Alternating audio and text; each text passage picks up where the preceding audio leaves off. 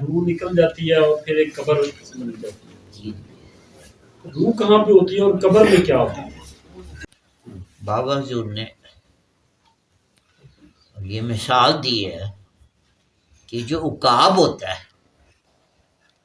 وہ شکار کرتا ہے، لیکن اس کا یہ ہوتا ہے کہ وہ زندہ کا شکار کرتا ہے، زندہ کبوتر کا شکار کرے گا. تو کبھی کبھی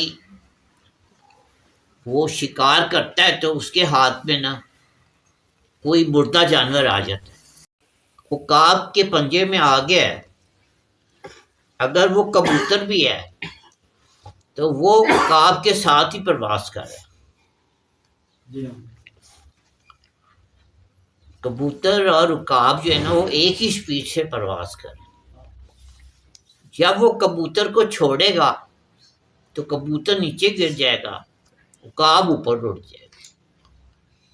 تو یہ روح اور مٹی کا یہی تعلق ہے کہ روح جو ہے وہ عالم بالا سے آئی ہے اور اس کے ساتھ یہ مٹی لگی ہوئی ہے، تو انسان چل پھر رہا ہے.